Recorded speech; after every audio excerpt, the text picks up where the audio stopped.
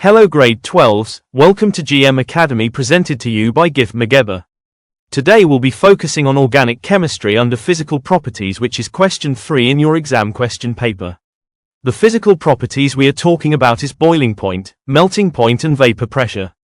Let's first define each physical property. Boiling point is the temperature at which vapor pressure of a substance is equal to the atmospheric pressure. Melting point is the temperature at which the solid phase and liquid phase are at equilibrium. Vapor pressure can be defined as the pressure exerted by vapor at equilibrium with its liquid in a closed system. Make sure that you use examination guideline when writing definitions. In your exam you can be asked to write the variables which are dependent, independent and controlled variables. The dependent variables are boiling point, melting point and vapor pressure. The independent variables are chain length, surface area, homologous series, functional group, type of intermolecular forces and molecular mass. If you can check, the controlled variables are exactly the same as your independent variables. Another thing grade 12s, you must know the relationship between boiling point, melting point and vapor pressure.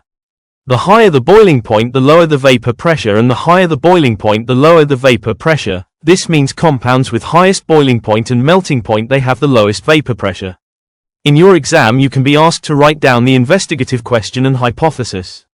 In terms of investigative question, you must identify the relationship between the independent variable and dependent variable. For example, you can say, what is the relationship between chain length and boiling point?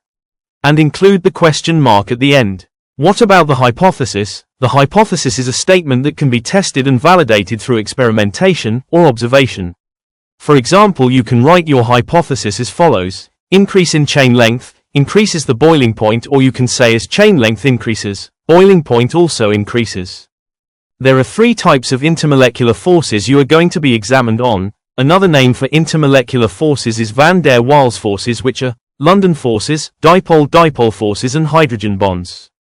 These intermolecular forces are classified based on the homologous series, which is AAA, HAK, AC.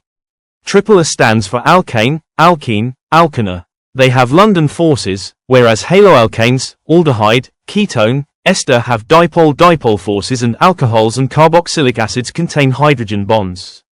You can be explicit in alcohols and carboxylic acids in terms of their sites.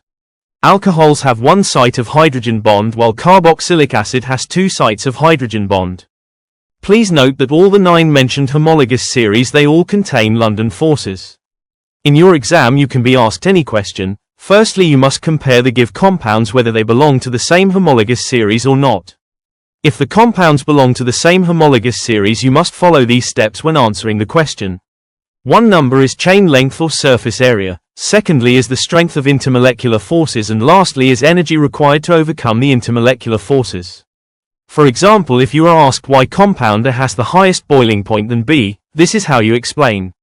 You would say, compound A has a shorter chain length than B, compound A has weaker intermolecular forces than B, and lastly compound A requires less energy to overcome the intermolecular forces than B. Then you get full 3 marks. When comparing compounds that belongs to different homologous series, mention the type of intermolecular forces in each, strength of intermolecular forces, and lastly the energy required to overcome the intermolecular forces.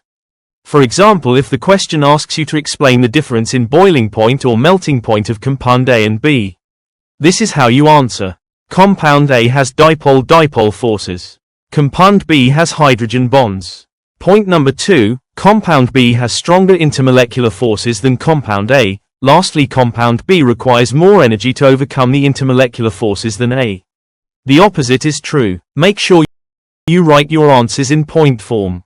Thank you. Please stay tuned for our next lesson, where we will be answering the exam questions based on physical properties.